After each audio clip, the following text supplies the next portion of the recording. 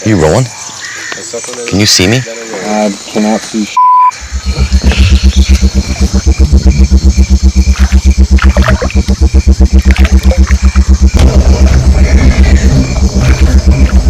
This boat is really unstable. Yeah. I feel like I'm on a surfboard. You tip this boat, dude. That's the Amazon, man. The croc's in it. So there's one right there. Yeah. How did I get here? In the pitch black Amazon jungle in croc-infested waters? Well, it all starts in the most unlikely of places.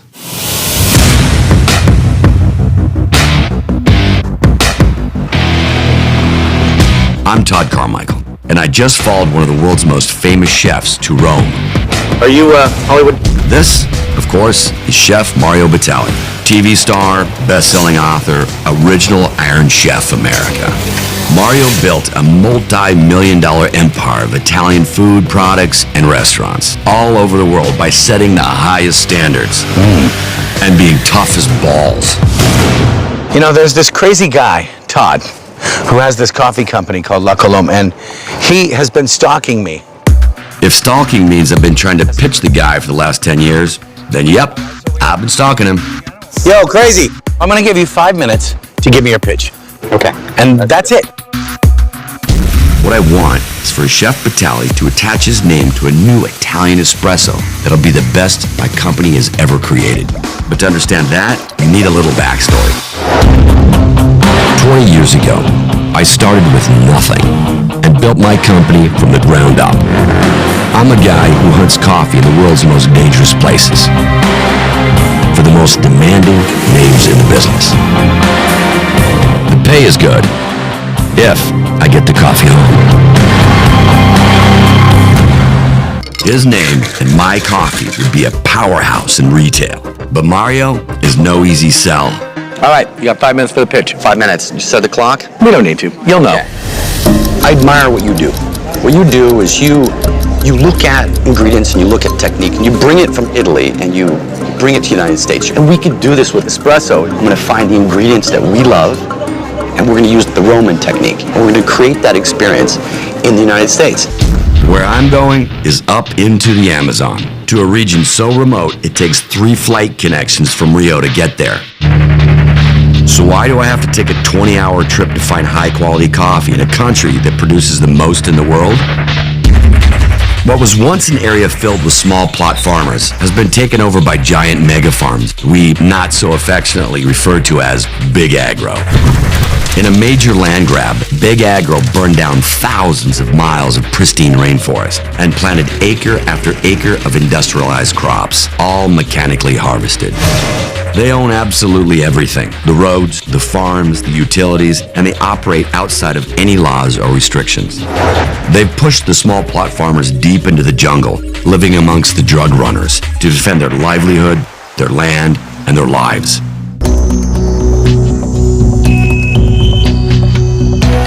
My one contact in this lawless land is an old friend who lives in a rundown village on the outskirts of Porto Velho. So this is where my coffee hunt begins. Remember this Joe guy I told you about? Yeah. Interesting guy. He's an American. He's a major find. Knows the area like the back of his hand. For the last 12 years, Joe's been exposing the violent harassment of working farmers in Brazil. It's that work that has brought him here, to the edge of the Amazon. Todd. Hey. How are you, man? Good to see you. This is Hollywood, the guy I was telling you about. Hey, man. How's it going? going? Nice to meet you. Nice to meet you, too. Come on in, bro.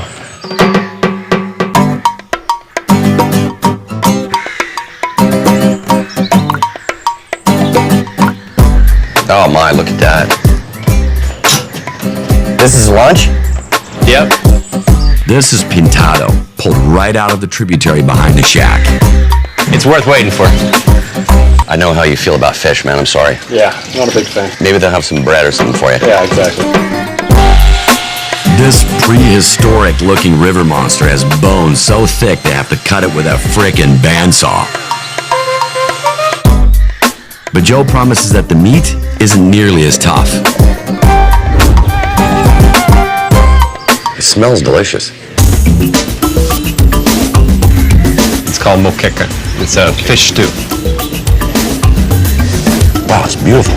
Joe isn't a tourist. He knows the culture as well as the politics. My success here hinges on his connections and knowledge of the land. Whole thing is I'm creating a really important coffee for Mario Batali, and I believe that this soil contains the flavor that's going to make that blend come alive. Problem is, I don't know the place. You do. Well, we can still find a few small coffee farms. I've been working with these landless farmers. They've been kicked off their land and they're sort of in a camp. It's a couple hours from here. What I suggest is we go there and we see if they can tell us where we can find some coffee. Okay, we'll finish lunch and we'll go visit these guys. But we're going to have to go through big landowners' land, which that's our biggest challenge. Big agro. They're pretty much the law around here. They're trying to push all the small landowners out. I mean, they physically actually like kick people off their land? They create forged titles. They've done everything from killing to dismembering to burning to branding people. Branding them. Man, that's some mean stuff, man. This is just like the U.S. was in the 1800s. When you see people with guns, turn around. Turn around and go the other way. The 1800s, the Wild West, where the strongest and the most intimidating got what they wanted. Then it was gold. Today, it's still about money. And in Brazil, land ownership is where the big money is. This country's big agro farms are so mammoth, they built all the roads here, and they own them. One of these mega farms sits right between us and the camp of displaced farmers Joe wants to take us to. I mean, is this security? That's a security booth, man. Dude, I have never seen an entrance to a farm that looks like that. It's like they've got their own private road. They do. It cuts 4 hours off our drive. If I don't want to wind up branded, or worse, I need to get permission even to travel through here. If we don't get the okay, we take a very long detour. Excuse me, can we drive through here? No. Only with authorization? Exatamente. Yeah, from the big bosses? Não, na verdade tem que ter uma autorização. He says the farmer's never gonna let you in. Yeah, just not gonna let me. He's got a gun and I wouldn't. Yeah, yeah, I saw that thing strapped to his arm. We say. All right, thank you, sir. I appreciate it. Good to go. Just beyond the tree line is row after row of crops being harvested by robots. It's this type of farm that produces the bags of inferior beans I found back in Rome. And they don't want Hollywood's camera to see it. Let's get out of here. Let's go.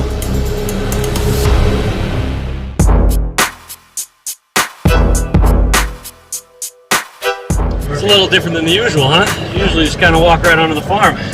Exactly. I'm quickly starting to realize the power these shadowy mega farms have and their effect on small plot farmers. The same ones Joe is taking us to meet. They really have nowhere to go, and so they've occupied land that's, not being used. And they've sort of joined together, and it's on a national scale. It's become a political movement. It's called MST, or Landless Workers Movement. There are hundreds of MST camps across Brazil, but Joe's taking me to one that's occupied with a group of ex-coffee growers. If there are any small plot farms left, they'll know where they are. See? Right over there, you see those thatched roofs? Yeah. Stop a little bit before then, we don't want to scare them. People here are pretty jittery because they're surrounded by a giant commercial farm who've been pressuring them to get out, using hired gunmen to intimidate them. Wait here, and I'll call you in a little bit.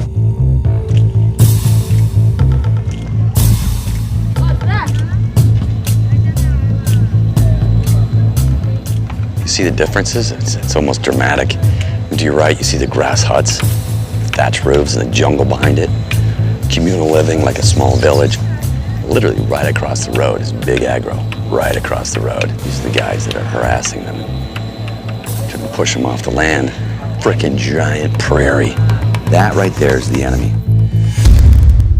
My old friend Joe has been working with a group of farmers who are fighting to claim land back for themselves. And they know the last remaining small plot coffee farms here. Yeah, we're good. All right, follow me, man.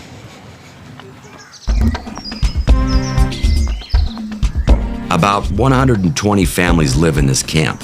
With their farms stolen and nowhere to call home, they banded together to squat on this piece of land, waiting for the government to grant them title to it, facing constant harassment by henchmen working for the mega farms, who, at any moment, could shoot them on sight or burn their village down and claim the land for themselves. This is Brazil Avenue right here. This is Brazil Avenue? Yeah. It's like Main Street. Right.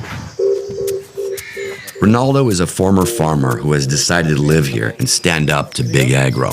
Has there been any violence? The gunmen take any chance they can to intimidate them. No decorrer do dia, as companheiras, mulher, no caso, né? There's always somebody awake to watch out. As long as they keep vigil at night and they're staying inside here, they don't actually come in. But big agro coming in isn't the only problem. The people here can't leave. The farmers here learned this the hard way, when gunmen started taking pot shots at them whenever they went to get water from the river that's just 200 meters down the road. The gunmen are right across the river, right across the bridge. Waiting for people to come get water. None of these people would dare to go past the bridge. No. It's that frightening that he won't even go near it. These families are essentially surrounded and trapped here until the government leases them the land. And even then, there's no one here to enforce the government's decisions. And these families will continue to face constant threats. Elias. Todd. Elias is a former coffee farmer who knows some of the few remaining small plot coffee farms in Rondonia. So here we are right here. You see that? Na linha sem cesso. Okay. And it's about right here. Way out here. This is Bolivia. Okay, that's one. And then number two. So it's on the Bolivian border. And what's that like? That's where a lot of cocaine comes into Brazil. So I wouldn't be out there at night alone. There's not many farms left, are there? There are not many left. It looks like you got here just a couple years too late. Small plot farmers have been pushed out to the border of Bolivia to hide in the same rainforest used as cover for drug runners. Both farms are deep in the Amazon, and the only road in was built by the mega farms, so they control who uses them. There's no easy way around this. Listen, I have my share of tattoos, but branding is not something I'm really into. The little problem we have is that bridge. That's where snipers sit to make sure that none of these people cross. But I mean, we can cross it, right? Well, let's hope we have luck. But that's pretty much the only option we have here.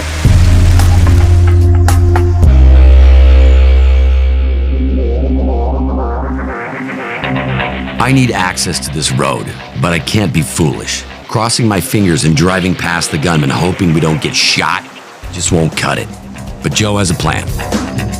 We'll cross the bridge, then walk right up to them and ask permission to pass. There's no doubt they already know we're here. So the idea is to tell them that I have no affiliation with this MST camp. This is what I want to know. You got snipers somewhere in these trees or hanging out. How do they know who to shoot and who not to shoot? Right, well, they know the people that are in that camp. There are not that many of them. Right. They know their faces. Well, So if anyone from that camp tries to cross that bridge, you'll hear a gunshot. It's very possible, if they get the attention of the gunmen. You gotta walk down just a little bit more, about 100 yards more, and you'll see the gunmen's camp. Right past the sign that's filled with bullet holes. This is a message to the MST. It's on the left, you can see the hut from here. You see that slit cut in the bottom? That's a shooting slit, right? You just slide the rifle barrel through it. For all we know, someone could have their sights on us right now. I'm so glad Hollywood is here right now, because that's our best defense against this guy's gun. The camera. Sure. Coming? You're out of your mind. You're worse than me. My wife would hate you. The success of the mission is in Joe's hands now. He speaks their language and might be able to convince them to let us use the road. If I don't get permission, I'll be cut off from the only coffee farmers left in the area, and I'll be going back to Mario Batali, empty-handed. You want me to hang back, Todd? No, man, you stay with me.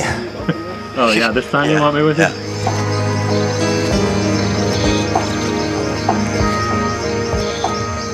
Okay.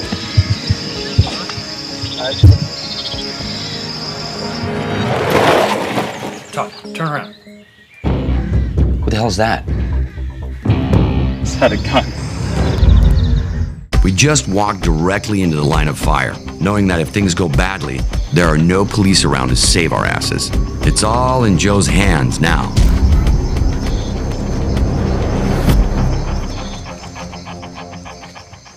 waved them off.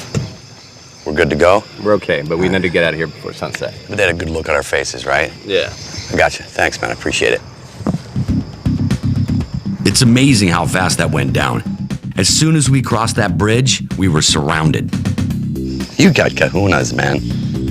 Joe's my safety net in this lawless land, but not for much longer. Me and Hollywood, we have to go it alone from here. I'm gonna stay here tonight. You want to get to a town because you're not safe in this rural area at night. All right. They know who you are now, and I really would advise you to be in a town where there's a lot of witnesses, a door you can lock. Got it. Good luck, and stay alive.